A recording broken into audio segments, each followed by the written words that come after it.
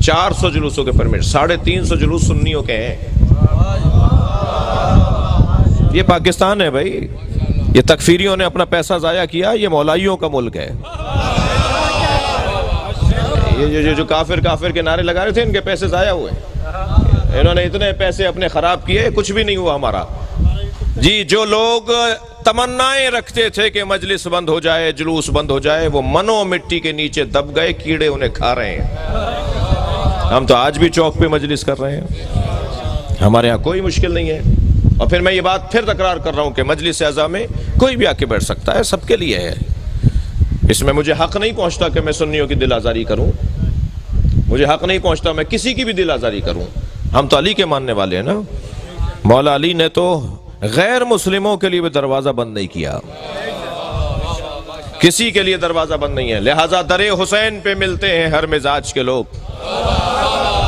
जी, शायर कहता है दरे हुसैन पे मिलते हैं हर मिजाज के लोग, ये दोस्ती का वसीला है, दुश्मनी का नहीं।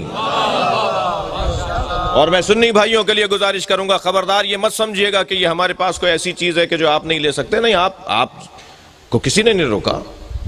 और फिर शायर 2 मिसरों में और कहता है कि ये किसने कह दिया कि हमारी है करबला, ये किसने कह दिया कि हमारी है करबला, हक बात तुम कहो तो तुम्हारी है करबला। सलवात पढ़ेंगे, ये जोड़ने की जगह अल्लाहुम्मा सल्ली अला मुहम्मद व अला, ये करीब करने की जगह है, ये मिल बैठने की जगह है, ये बरकतों के लिए ना। अब मसला इस घर में मजलिस हो रही है, बज़ाहिर इमाम बारगाह नहीं लग रहा, ये इमाम बारगाह नहीं, ये घर है किसी का, मेज़बान का घर है, बानी का घर है मसलन, तो या दोस्तों में से किसी दोस्त का घर है, तो जी बानी का घर है, तो ये घर में बरकत के लिए हो रही है ना जी। अहले बैत का जिक्र होगा, कुरान की तफसीर बयान होगी, मौला हुसैन के मसाइब पढ़े जाएंगे तो बलाएं दूर होंगी, परेशानियां दूर होंगी जी, हाजात पूरी होंगी, मरहूमीन की मग़फ़िरत होगी। तो ये तो कोई भी कर सकता है, कोई भी कर सकता है। अज़ीज़ान गिरामी, मुझे और आपको अल्लाह का शुक्र दूसरों से ज़्यादा करना चाहिए, इसलिए कि हम जिस दरवाजे पर बैठे हैं उससे अच्छा दरवाज़ा नहीं है। दुनिया कहाँ बैठी है मुझे इससे गरज नहीं है, मगर जहाँ हम बैठे हैं वहाँ से जन्नत का रास्ता बनता है। दुनिया कहाँ बैठी है मुझे इससे गरज नहीं है, मगर हम जहाँ बैठे हैं उनके पास जन्नत की ऑनरशिप है। यानी अहले बैत के फर्द के पास जन्नत की ऑनरशिप है। अहले बैत का बच्चा जन्नत दिलवा सकता है।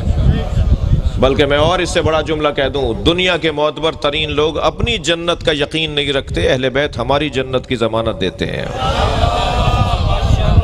ऐसे साहिबान इख्तियार लोगों से हमारा ताल्लुक़ है। इस पर मैं और आप जितना अल्लाह का शुक्र अदा करें इतना कम है।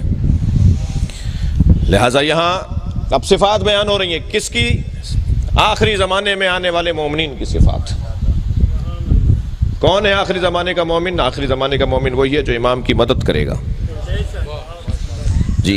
ये पुरसा हम इमाम को देने आए ना, वाले मौला इमाम ज़मान हमसे राज़ी हो जाए, मौला हमसे पुरसा ले लें जी। साहिब अज़ा हैं, वारिस खून है, वली दम है जी।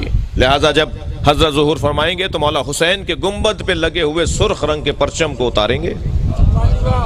अरब दुनिया का दस्तूर है, जिसके खून का बदला नहीं होता उसकी कब्र पे सुर्ख झंडा लगाते हैं। इमाम हुसैन के गुंबद पे जो सुर्ख रंग का झंडा लगा हुआ है ना, परचम लगा हुआ है, वो इसीलिए लगा हुआ है कि अभी खून का बदला बाकी है। और बदला लेने वाले साहिब बारिस मौला के फर्जंद, और ऐसा अजीम फर्जंद कि जिनसे मौला को खुद मौला हुसैन को इतना प्यार है कि जब ज़ुहूर फरमाएंगे ना इमाम मेहदी, तो रजअत से हुसैन दोबारा उठाए जाएंगे और आलमी सतह पर इमाम हुसैन की हुकूमत होगी जी। आलमी सतह पर इमाम हुसैन, कोई बॉर्डर ख़त्म नहीं होगा, बॉर्डर ख़त्म हो जाएंगे, पासपोर्ट ख़त्म हो जाएंगे, ये शनाख्त ख़त्म हो जाएगी कि मगरिब वाले लोग और हैं और मशरिक़ वाले और हैं, सब इमाम मेहदी के होंगे।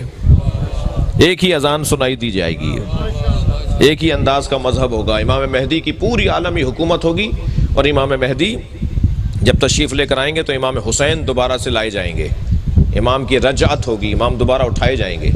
और इमाम हुसैन, जब इमाम मेहदी को एक यहूदी औरत सर पर पत्थर मारेगी जिससे इमाम मेहदी शहीद होंगे, तो इमाम हुसैन ही इमाम मेहदी की नमाज जनाजा पढ़ाएंगे और अपने बेटे को अपने हाथ से दफनाएंगे और फिर पूरी दुनिया पे हुसैन की हुकूमत होगी। यह है वो अकीदा रजत। सलवात पढ़े जरा मोहम्मद व आले मोहम्मद पर।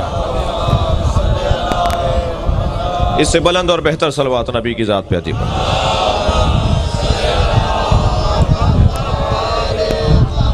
लिहाजा अब इतना आइडियल दौर, इतना पसंदीदा दौर, इतना बेहतरीन माहौल कि जब इमाम हुसैन के हाथ में पूरी कायनात होगी।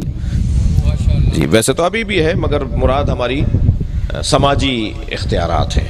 अभी तो दिलों पर इख्तियारात हैं ना, फिर बदनों पर भी इख्तियारात होंगे, फिर महलों पर भी, शहरों पर भी, मुल्कों पर भी, कायनात पर इमाम हुसैन के इख्तियार का इजहार होगा। इसे कहते हैं अकीदा रजत। में इन बच्चों के लिए अर्ज कर रहा हूँ, उस ज़माने के लोगों की सिफात क्या हैं। उस ज़माने के सबसे पहले तो अल्लाह ने ये बात वाज़े कर दी कि आखिरी ज़माने में दीन को बचाना बहुत मुश्किल होगा। दीन बचाना बहुत मुश्किल है। बहुत बड़ा कारनामा है उन लोगों का जो आज के ज़माने में नमाज पढ़ते हैं। बहुत बड़ा कारनामा है उन लोगों का जो आज के ज़माने में मजलिस में आके बैठते हैं। जितना मजमा यहाँ बैठा है अल्हम्दुलिल्लाह बहुत बड़ा मजमा है, लेकिन इससे 2 बराबर मजमा होगा जो नहीं आया। जी इससे 2 बराबर मजमा होगा जो इनको पता है कि मजलिस हो रही है फिर भी वो नहीं आया। तो ये जो आके बैठा है, ये जो नहीं आया, वो बराबर कैसे हो सकते हैं? ये बराबर नहीं होंगे ना। ये जो आकर बैठे हैं इनकी फजीलत ज्यादा है ना। ऐसे ही जो नमाज पढ़ने के लिए मस्जिद में जाते हैं, जुम्मा पढ़ने के लिए जाते हैं, हज करने जाते हैं, इबादतें अंजाम देते हैं, वो कैसे बराबर हो जाएंगे उन लोगों, वो उनके बराबर कैसे हो जाएंगे जो ये सब कुछ नहीं करते? अल्लाह का ना किसी से पड़ोस है, ना अल्लाह की किसी से रिश्तेदारी है। अल्लाह पड़ोस की बुनियाद पर नहीं करता, किसी को मकाम नहीं देता, ना रिश्तेदारी है अल्लाह की। लम यलिद वलम यूलद है जी। अल्लाह तो मेहनत और मशक्क़त और जहमत और इबादत और खुलूस और सच्चाई की बुनियाद पर अजमतें देता है। कोई ज़रूरी नहीं है कोई 5 लाख रुपए खर्च करे तो ज़्यादा मोतबर हो जाए और कोई 5 रुपए खर्च करे तो उसका एतबार कुछ ना रहे। अल्लाह के यहाँ गिना नहीं जाता, तोला जाता है। वो ये देखता है कौन मेरी खातिर काम कर रहा है। क्या मालूम वो ककड़ी बेचने वाले की 2 ककड़ियां जो उसने किसी अज़ादार को खिलाई हो, वो किसी की देख खिलाने से ज्यादा सवाब रखती हो। खबरदार।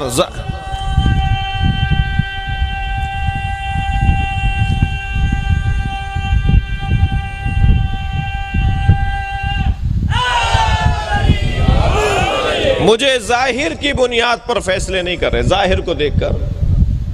खबरदार, जाहिर पर फैसला नहीं होगा, बातिन पर और खुलूस नीयत पर फैसला होगा। और जो मेरे हाथ में नहीं है कि मैं किसी का फैसला करूं, क्या मालूम वो सच्चा हो और मैं सोचा हुआ हूं कि सच्चा नहीं है। वैसे भी जिस जगह हम बैठे हैं ना, थके हुए तो नहीं आप, जिस जगह हम बैठे हुए हैं ना, ये जगह ऐनक बदलने की जगह है। यहाँ बैठने वालों की दीद तब्दील करवाई जाती है, ऐनक तब्दील करवाई जाती है। यहाँ बैठने वाला वो देखता है जो हकीकत हो। चश्मे सर से देखने वाले और हैं, चश्मे जान से देखने वाले और हैं। ये फर्श आज़ाद चश्मे जान और आंखों को खोलती है जो दिल की आंखें हैं। बसारत से बसीरत का सफर है जो आज़ादारी से नसीब होता है। ये फर्श आज़ाद पर बैठने वालों की दीद ही कुछ और है। मैं एक जगह से गुजर रहा था, रास्ते में सांप बैठा हुआ था। मेरे बढ़ते हुए कदम रुक गए। मैं सोचने लगा ये मूजी है, हमला करेगा। लोग मुझे देखकर आपस में बातें करने लगे, मौलाना को देखो बड़ी शुजाअत की बातें करते हैं, बड़ी तकरीरें करते फिरते हैं, सांप से डर रहे हैं। अब मैं सोचने लगा इनके चढ़ाने में आऊँ या अक्लमंदी का सबूत दूँ। बहुत सारे लोग होते हैं ना, चढ़ा के गायब भी हो जाते हैं। अभी मैं खड़ा हुआ सोच रहा था कि एक छोटा सा बच्चा मेरे बराबर में आके खड़ा हुआ, कहने लगा मौलाना ये प्लास्टिक का सांप है। जब मुझे मालूम हो ना प्लास्टिक का सांप है, तो मैंने उसी पर पैर रखा, उसे कुचलता हुआ चला गया। मालूम यह हुआ जब हकायक रोशन हो जाते हैं तो इक़दामात भी तब्दील हो जाते हैं। जी, सारी दुनिया जिस यजीद से डर रही थी, हुसैन उसकी हकीकत को जानते थे। सलवात पढ़ेंगे मोहम्मद व आले मोहम्मद। हकायक रोशन होते हैं यहाँ। खबरदार, कपड़ों की बुनियाद पर किसी का एहतराम नहीं होना। खबरदार, गाड़ियों की बुनियाद पर किसी को मोतबर नहीं मानना। बड़े बंगलों की बुनियाद पर किसी को बड़ा नहीं मानना। हमारी तो अंदाज ही कुछ और है, हम तो लोग ही कुछ और हैं। हम पर अगर कोई गौर कर ले तो वो डबल PhD हो जाए। शियों पर गौर अगर कोई कर ले ना किसी यूनिवर्सिटी में जाकर, तो वो वो डॉक्टर हो जाए, हम पर गौर करने से डॉक्टर हो जाए। मौला की तो बात बहुत बड़ी है, बड़ी बात है मौला की। हमें समझने के लिए दानिश्वरियाँ चाहिए, दानिशमंदियाँ चाहिए, होशियारियाँ चाहिए, अक्लमंदी चाहिए। कहते हैं शियों की तो बातें अलग-अलग होती हैं, शियों की तो बातें नई बातें होती हैं, नए नए काम है शियों के। जी हमारी नई नई बातें, हमारे नए नए काम ही तो जिंदा रखे हुए हैं लोगों को। वो हम पे गौर करते चले जा रहे हैं और हम उसको समझते चले जा रहे हैं। जी मैं एक जगह बैठा हुआ था तो गुफ्तगू हो रही थी कि जब इमाम ज़ुहूर फरमाएंगे तो इमाम की उम्र 40 साल की होगी। मैंने कहा जी इमाम हमारे जब ज़ुहूर फरमाएंगे तो उनकी उम्र 40 साल की होगी। तो वहाँ एक साहब बैठे थे, कहने लगे क्या मतलब है, अभी विलादत नहीं हुई? मैंने कहा नहीं, विलादत तो 255 हिजरी में हो गई। कहने लगे जी मौलाना 1441 चल रहा है, 1440 चल रहा है, ये 1440 और 255 हिजरी 1150 साल हो गए। आप कह रहे हैं कि जो है वो 40 साल के होंगे, कहिए 1150 साल के हैं तो फिर 40 साल का क्या मतलब है? मैंने कहा नहीं, हैं वो 1150 साल के, मगर उम्र 40 साल पे रुकी हुई है। कहने लगे लो शियों की तो पहले ही बातें समझ में नहीं आती हैं, एक और नई बात आ गई जी।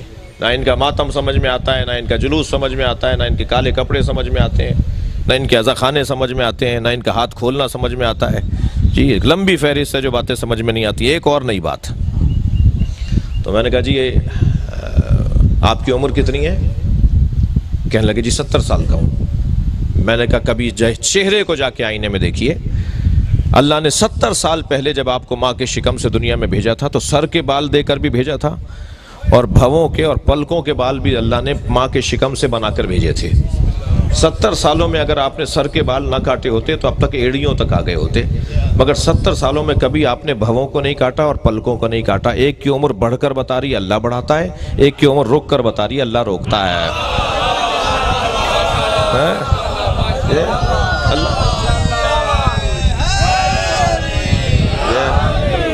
अल्लाह अल्लाह अल्लाह चाहे तो उम्र को रोक दे, अल्लाह कादिर है। वो हमारे इमाम को 40 साल की उम्र पर ठहराए हुए है, जब जाहिर होंगे तो 40 साल की उम्र के होंगे, यानी 40 साल का जो कैफियत होती है वो होगा। तो अज़ीज़ान गिरामी, हम तो जो यहाँ बैठने वाले की मैं बात कर रहा था कि दीद ही कुछ और है। यहाँ बैठने वाले की ऐनक बदलनी चाहिए। भाई 2 घंटे तक अगर कोई गुलाब बेचने वाले की दुकान पर बैठे तो 4 घंटे तक उसके अंदर से गुलाब की खुशबू आती है। जो 60 साल से हुसैन हुसैन कर रहा हो उसमें हुसैन की सीरत की झलक क्यों नहीं आएगी? उसके रवैये बदले हुए क्यों नहीं होंगे? उसका अंदाज तब्दील कैसे नहीं होगा? वो जब चल रहा होगा तो चाल बताएगी कि हुसैनी जा रहा है, उसका इक़दाम बताएगा कि हुसैनी है, उसके तौर तरीके बताएंगे कि यह अहले बैत का चाहने वाला है। अहले बैत के चाहने वालों की तरीक़ा ज़िंदगी कुछ और होता है।